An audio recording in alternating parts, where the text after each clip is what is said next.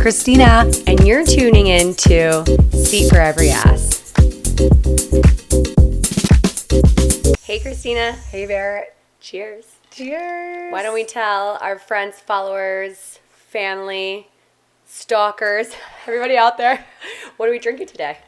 I am actually just drinking a mimosa, keeping it low for the morning. So, is it the morning? It's actually the afternoon. Oh, wait, hold on. You're right. I think it's... So I'm not keeping it low. No, my favorite now go-to is gin, a splash of honey, and some lemon juice, and it's delicious. Is it okay without the ice? So it's just yeah, like because shaken. it's chilled. I shook it up, poured it, and made it, and it's delish. I love it. Looks it's just good. so light and fresh. Yeah, good. It looks good. So today, on this episode, we're going to talk about our very favorite thing in life, money. And not so favorite thing, budget. Yeah, right.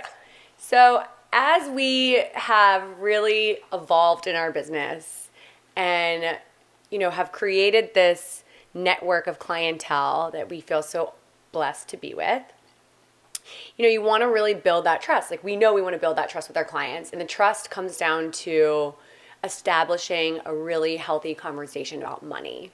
And we learned that really early on in our career that everyone's on a budget, no matter how high, how low. There's always a number that no one wants to go above. And as designers, that's probably the most difficult thing that we deal with in terms of the creative process is staying within a budget. That budget and respecting that, like, from our clients. So, right. Like, I mean, we've definitely been there before where budgets have been extremely tight, and somehow, some way, we've managed to make it look expensive. And then we've also been in situations where there really hasn't even been a budget, but we're still being realistic with our clients' money and not just spending it because they can spend it.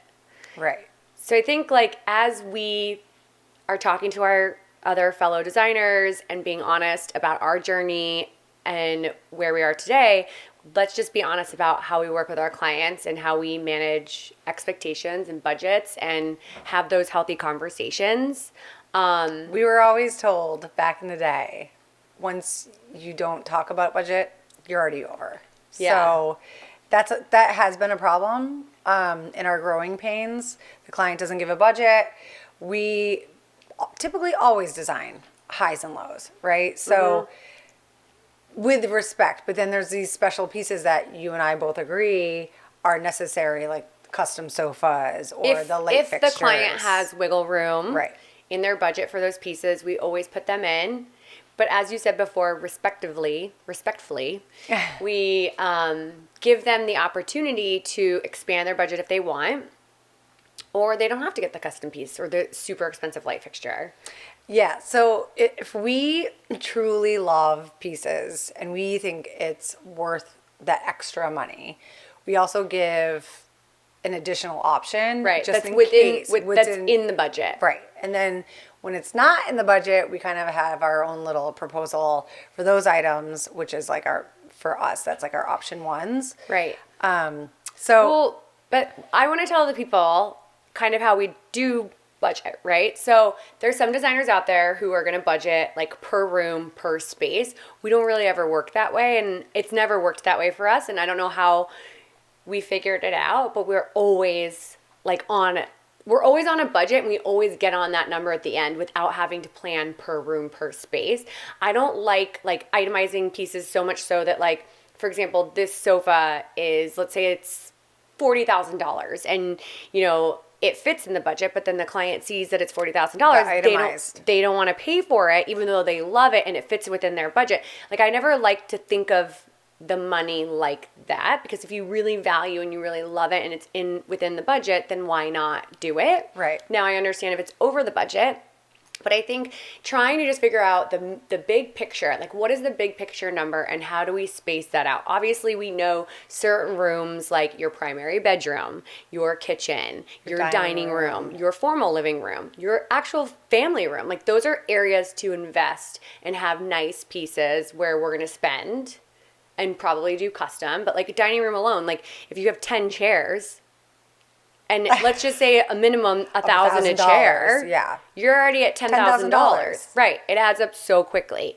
So areas where we usually cut back are kids' spaces, guest rooms, Kids' bedrooms. yeah, kids' bedrooms, Yeah. like other Basement, like any unless it's like a crazy Right. basement, like some people out there Right. that we've worked with want like the coolest, craziest basement, the wine bars and the candy kitchens, candy and kitchens. hookah lounges and fish tanks. But if media there is a rooms. place to kind of, it's all about really what matters to the client too, Right. right? Like, so the basement might be, that's their big spend. Right. And then other areas like the primary. They might not care. Yeah, they might not care because they're not, we always hear that, you know what, I really don't care about the primary bedroom because I'm not really in it and no one can see it. Right, But which this is should so be your funny sacred because if place. I were the client, I'm total opposite. I spend so much time when I can in my primary Yeah. bedroom. Like I was telling my friend yesterday that one of my favorite things to do on my downtime is literally just lay in my bed. Like I love laying, not even on my sofa. Barrett's I love laying in definitely my bed. known for that. I do She though. I works- love laying in my bed. She works the best in her do. bed by herself with her computer on her lap, drinking a glass of wine, Yeah. Mm-hmm. maybe, possibly, depending on what time of day. Well, when or we're not. designing, having that glass Yeah. of wine just to relax, unwind. So it really does help to kind of the like, creative juices come Yeah. out, and it actually does help a lot. at least, listen, a glass of wine a day keeps the doctor away. Maybe not gin. I know, I don't know. I'm like, the We hard literally stuff. wait, before we started doing this podcast I know, today, I we thought you were just had an exam done for our business life insurance, which we had to get blood work and Urine urine samples. samples, all the things. Mind you, we just came back from a 4-day crazy trip to the It was a Bahamas bender, like- for my husband Chris's 40th birthday. So there was a lot of sugary drinks, especially. Sugary drinks from 7:30 a.m. until, I would say, we go to bed typically early, like 9 or 10 when No, we did go to. I mean, I went to bed early every night. I did too. I think only one night I was up like until 12:30. But let's just see how those tests look when I know, the I'm blood like- work comes back. The woman, the examiner was like, "Did you drink a lot of water?" And I'm like, "I did." Hopefully it helps. I mean, hopefully. Anyways, back to to- the Eagles. Go Birds. Go Birds. No, so back to budgets. Okay. So I do our preliminary phone calls with every potential client that we sign on. And one of the first questions that I have for them is, what's the ideal budget? What are you looking to spend? That gives us a good idea as if, their budget expectations are actually realistic, if they're a good client for us, not because if it's a low or high budget, but we only work on full home projects now. So if someone comes in with a certain budget that we just know we can't, Yeah. it's not can't realistic, why would we take them on as a client? That's just not fair to anyone, right? Or we also, the client might not know. Like Right. we just try to educate them as much as possible, and we get the full scope or somewhat of a scope, and then we tell them, okay, honestly, in all full transparency, we tell them whether or not It's gonna work or it's not. going to work. Obviously, we've done all the miracles, you know that, but when it's just unrealistic, it's Well, we're at a unrealistic. place now in our career where we're not really looking to be magicians anymore, and we just Right. want to do really good quality work. And I think that that's something that we should be really proud about. Like, we're finally at a level where we can say no to projects. Right. And we used to say yes to every project. Like, Yep. it didn't matter all what it 92 a year. was. I know, seriously. That was so crazy. But we did learn early on that like having a very comfortable conversation about money with both decision makers is very important, because obviously you've got a husband and a wife, for an example, as a That's a couple. key, though. And the Both wife decision might makers. want to do something, and the the husband may husband- want to do another thing. And when you're only dealing with one of them, but they're dealing with each other, it really doesn't work out well. So Right. always having both decision makers present for those conversations, at least in the beginning, so we establish where we are, we know where we are. And also, like, not for nothing, but who really wants to talk about money? Like, I don't personally I like don't- talking about money I at don't all. love But when it comes to business, in order for them to know that we're handling their money respectively and, managing the funds according to the size of the project, you have to have those comfortable, awkward conversations that Comfortable, then become awkward. That's they like an become oxymoron. they become comfortable though. Yeah, no, they have to, because it's definitely the hardest thing to talk about, but once it's done and over with, it's like now we have like a vision and now we Yeah. have a goal and now we're going to meet those expectations from our clients. Right. And I feel like that's why we have gotten to where we are, because we Clients never know that we really do respect their budget, and we will literally work to make that budget work properly, even if it's a very healthy budget. Right. And another really good thing and a tip I would give designers out there, when you are doing a presentation, have the amount per item ready. Like, don't present to your client not have an itemized invoice of what everything's going to cost.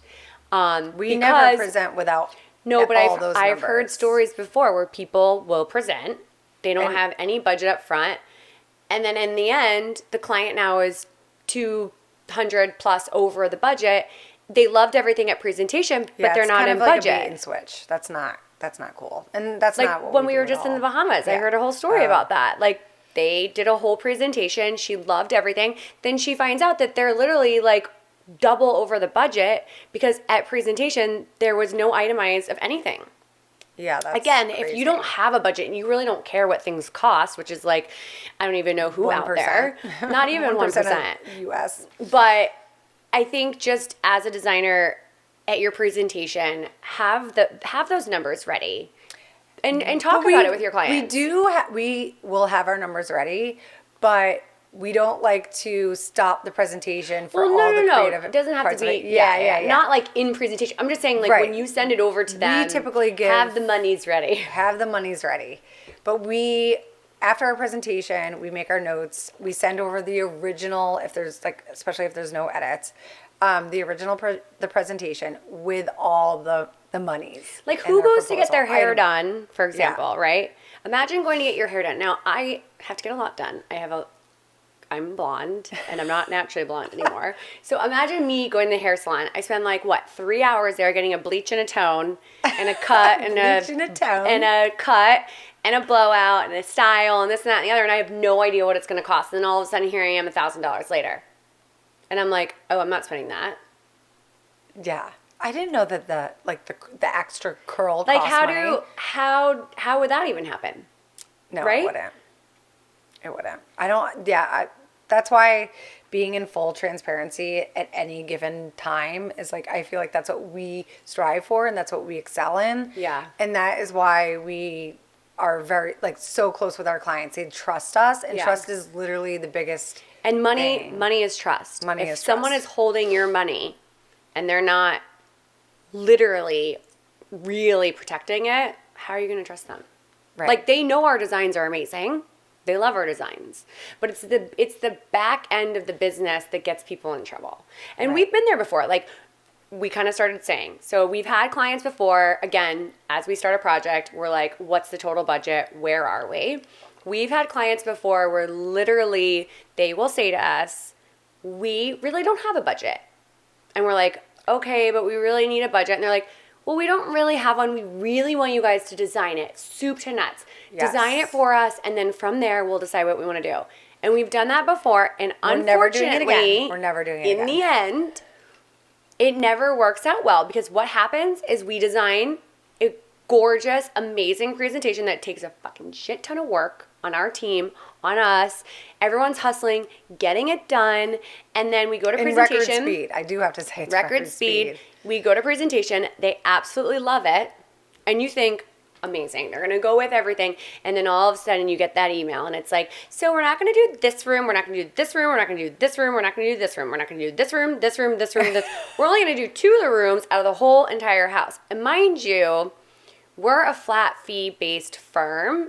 And so our markup on goods that are actually bought through us is a huge portion of our margin of what we make on a project. So when So we all don't of our overhead. yeah, so when we don't make that on a project, honestly, we can't even take those projects anymore Right. because the overhead of our business is high. Yeah. So it is. why waste And the time to design for a project where we're really only making our flat fee, which the flat fee is a very small portion compared to the grand scheme of what the margin of the product Right. is. Right. When someone says they want to do a full house, and they don't really have a budget. I mean, at this point now, we just can't work that way. But we did, as Barrett said, and we learned from our mistakes many We've times. done it many times because we're so eager to work with them. I know, and they're it's exciting amazing projects, people, and the clients are beautiful amazing. homes. Yeah. Like, it's And hard to say no to a client who comes to you and says, here's my project. You get signed on, and then all of a sudden, oh, I don't have a budget, but we need a budget. Well, I don't really have a budget. Well, we need a budget. Well, I don't really have a budget. Like I said, we're never already mind. over- I don't want to spend that much money. We're already over budget. We're already over budget when there's no budget discussed. Yeah. And it just doesn't, our advice to any interior designer that's, listening to this that doesn't really know, you always get a budget no matter what. Well, and there are designers out there that we've heard that have been vocal about saying, like, oh, we don't talk numbers in the beginning. Yeah. We don't do budgets. And that's a lie. Like, It is. Even our wealthiest clients ever have some kind of idea of, like, what they want to spend and what they don't want to spend. And, yes, is there a lot more wiggle room in their budgets? 100%. But again, when you have a lot of wealth too, you don't want to feel like people are just taking advantage of you. I think that's a Yeah. whole nother thing with trust. It's not even like just respecting the money that they want to spend, but them feeling like you're not taking advantage of them because they're wealthy, right? Like, Right. like there's celebrities out there, right? And all of a sudden a celebrity turns their back and they see someone taking pictures of them, and that's like an invasion of their privacy, right? So it's kind of like a similar thing. It's like, just because we know you have a lot of money to spend doesn't mean that we're just going out there and just throwing it out Yeah. No. because we want to. Right. We're getting our shopping on them. I know. I mean, it all, like, again, it just comes down to what that client wants to spend, and if they're unrealistic, we educate them, and if it's within their budget of how they want to live their lives in their homes, then they work with us. Like, it's So we were just at a preliminary meeting with a potential client a couple days ago, and it was actually great. amazing clients. Amazing. They were so sweet. They gave us flowers. I know, It they was gave- like the nicest thing I ever. know. Like, It was we on don't- Valentine's Day. I know. We don't even know them, and they both got us. I know. They got us separate flowers. Yep, and they're still thriving. Amazing. Those Callas. But I do have to say that it was great because we had a lot of conversations about money right then and there. And like, the husband was like, okay, so what do you foresee this portion costing? And like, I gave a number and he's like, oh, that's exactly what I was thinking. Like, we were so aligned in terms Yeah. of the budget. It was like so nice to be able to know that we're already talking about this. We're already establishing that open communication, because talking about design is easy, right? Like, we're passionate about it. We truly believe in our design. So like, talking about that is easy, but talking about money can sometimes be uncomfortable. And let's talk about like our fees, for example. Like, when we have clients or potential clients who reach out and we give our fee, and Just so you know, we give our fee literally in the first email. Yeah. Like, if that doesn't work with you, then we understand and we'll move on. And so again, that because we're not sets the tone hiding right there. anything. Yeah. We're being upfront. We're being transparent. We explain that we're a flat fee and we have a markup on our goods. Right.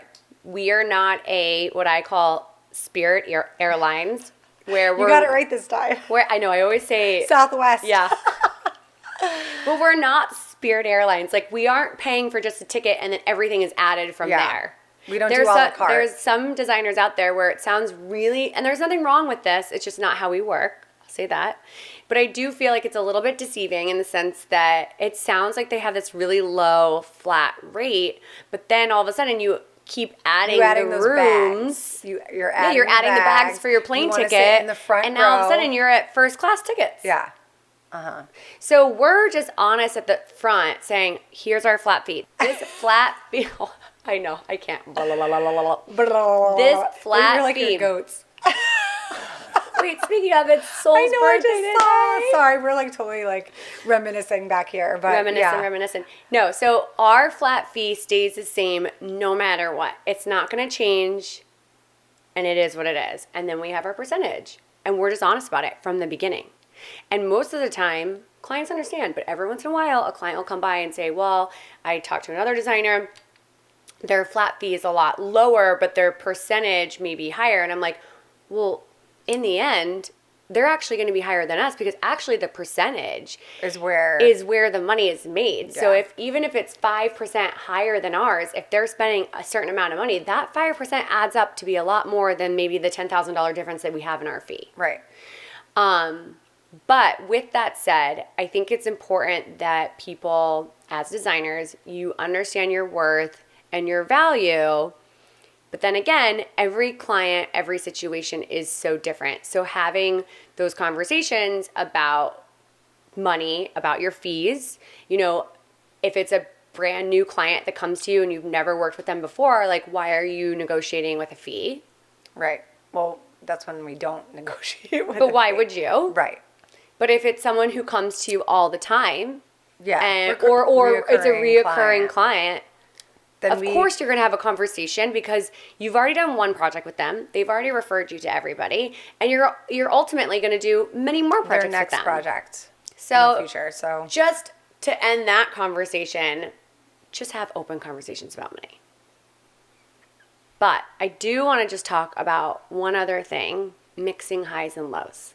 we love. I do love. I actually love it because I think it. Me too. It's like our fully fashion. creates it is like our fashion. Like it fully creates a story in unexpected ways. Like you can't have like an all like Forever 21 outfit and then like a bag from Zara. No. Right? You have to have to like have- the shoes, the accessory, the bag. You can do the jewelry, like costume jewelry. Okay, so I'll take my outfit right now for example. So this necklace, oddly enough, I was just telling Vera, I'm like, from I'm literally TJ Maxx. obsessed. And I TJ don't- Maxx. TJ Maxx does not carry stuff like this. No, That's why I'm like, how did it land amazing. in their hands? And the dress is Zara, but the belt is pony hair from St. John. Jewelry, I have all Jamie Wolf, which is a very expensive, high luxury brand, And Cartier.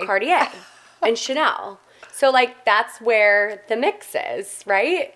But we do that a lot. Like we'll mix all custom pieces, That's our base. Yeah. and then put like And the CB2. lighting. And The we love lighting is- CB2. The lighting is the most important. It's the jewelry of the home. It is the jewelry of the home, and it's Like the you thing- can't look at Christina. She's got her beautiful earrings on.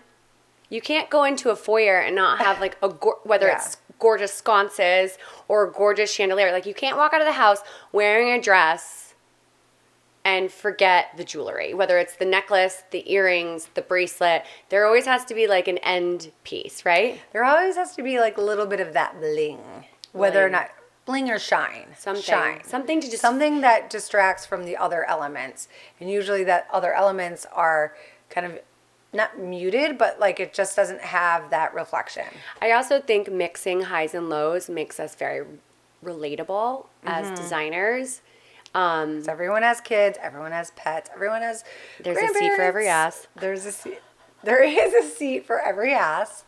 But yeah, I feel like, and not to harp on our own tune, but I But just why feel not? like, Why not be relatable high-end designers? especially with disposable things, right? Like accent pillows or a coffee table that might be used very frequent. Sometimes even dining chairs. Sometimes Yeah. dining chairs we go the lowest. We'll go to CB2, CB2 get is a our- $400, that's our $500 go-to. chair, but then spend $50,000 to $70,000 on the dining table. the table, and the light is like quick 30. So yeah, At least. So I think as a whole, to designers and followers out there, have those healthy conversations about money and budgets and expectations, because setting expectations from day one is number one. And also being relatable. You don't, just because you're a high-end designer doesn't mean that you have to do every single piece one of a kind or high end. Let those clients feel like they're able to live in those one of a kind pieces, but also have disposable pieces, like you said. right. And make it look like every piece is number one. And I It's think meaningful. Like 100%. Like you walk into a room. And just because it's You're from not gonna CB2 be like, doesn't mean "Oh." it's not meaningful. Right. So yeah, definitely well said. All right, so we just spoke about how we love mixing highs and lows. I think something that would be great to tell other designers are the favorite companies that we work with that we consider more conservative pricing, right? Yeah. I mean, obviously there's a CB2 that we talked about. We love CB2. And the reason why we love CB2, and we talked about this the other day, It just keeps changing. It does. It changes all the time. They have different designers that come in and design pieces, and it's not the same catalog every single time where you just see. I mean, they do have some pieces in there that they've had forever, like our chairs that we have in the conference room, Right. but those are like classic. Staples. They're classic. Stools and stuff. We want them to give us more stools because stools are very hard for Well, every. especially ones that are conservatively priced. Yeah. Like, it's easy And I to don't know find why. expensive stools, Yeah. but not on a lower budget. And a lot of people don't want to spend money on stools because why? You're eating at the counter, there's kids. So it's like always kids. It's one of those disposable things unless you're, you're not, you don't have any kids anymore. Right. No, I think CB2 is such a great brand to use for conservative pricing. Also, And it's accessories, too. It's So fun. It's fun. It's playful. It has classic pieces, but it has really innovative pieces as well. We love our interiors. They have even outdoor stuff. Like, they have great outdoor pieces. They have amazing outdoor. And they're also kind of checking in like what not trends are, but like basing their designs off like classic. They're always coming up with new. Yeah, they're always coming up with And new. I love all their like integrated the lighting that has all the leather like ropes Same. and straps, and I mean that's like, especially for the price points that those are, it's like gorgeous. Because all the workmanship is crazy. Like you think about this and it's all about realistically it's all about volume. Right. And that's why they have these, amazing conservative prices. It's because the volume that they're Right. taking in. We could never So speaking of volume, another one would be Made Goods, Global Views, Bernhardt, Four Hands. These are all Four to the Hands trade, you guys. So and take your notes, because if you're a designer, you should have these trade accounts already set up, especially if you want to mix highs and lows, or if you're just looking for those kind of aesthetics. Like, these are Right. perfect for you. HBL. Oh, we HBL love is HBL. great. They have awesome lighting. And again, they're collaborating with designers, coming out with really great things. Companies. Also, a lot of these companies, just for first-time designers are getting Yeah. into the business, they will give you like a year without having to buy in to. Right. So they well, give that you, was, remember when we first went to High Point, we were like, can't. oh my God, how are we going to get our trade accounts with these companies? We thought we had to like legit buy in, like spend all this money. And it's not like that. no, it's not because You just have to spend a certain designers. amount within Yeah. the year to get to the different tiers. For the next year. So the Right. first year you have what you have. Obviously, we all know the timeline for furniture to come in and respectively out of, the timeline of the projects. Right. So you get that year, and then once you hit that mark, the reps will come back to you and say, you haven't actually hit that mark, or this is what you need to actually continue. It feels like a little bit of a game too. Like, don't you want to like hit the mark and like even hit it better than like what they're saying? And then you when they get come to better- you and they're like, you didn't hit the mark, you're like, what? Does that mean I'm not doing enough like business at work? Like, I know. Well, but then again, it's I know. with where our business is right now, it's like we're not actually purchasing so much. no, from these. we used to purchase like mainly from these companies. Now we're sprinkling them into different projects. But just they're so not you know, our like we just have go to anymore. like an insane discount. Like you can't get better yes. discounts. No. So We're grandfathered into these discounts. we are, and that's why just designers- clients have to know that they're getting our cost plus our commission, and then so they're saving way below Yeah. any MSRP. But also with our commission, that is to cover our project management. Right. Again, like that's a huge portion of the job. We're not charging extra for that. We're putting a commission on the product sold through us because we're managing it. We're project Right. managing it. But again, talking about labels and brands, those are to the trade, but some to the not trade, because we don't get trade discounts with them. Soho Home, Eternity Modern, We buy from like Lulu in Georgia. I feel like they yeah. have a lot In of like our house. rugs and an interior pool icons. tables. They have and actually they have a lot of cool beds and stools. They do. And for like kid stuff. Yeah. I feel like a It's lot of really the times fun. when we go to like these more conservative price spots, we love for kids spaces. Like Yeah. Bellert Studio for the wallpaper is like awesome. Like, obviously, Philip Jeffries has incredible vinyls that are really well priced. I feel like our wallpaper line is really well priced too. Like, It is for murals and for true, like, it's actually done by like a true artist. bespoke. So yeah. it's like what you get, for what you're paying for with the wallpaper line is like, it's like not really So spoken guys, about. just so you know, go on to our Instagram. There is a little story on there that's pinned at the top. You can shop our entire collection of wallpaper. It's called Flight. It's in a collaboration with Moth Paper. It's sick. Like, no doubt, it's sick. It's all murals. You can't get anything like it. Fully custom designed by Christina and I. We put so much thought, effort, like love, sweat, tears with Moth into these papers. So check it out. Buy it.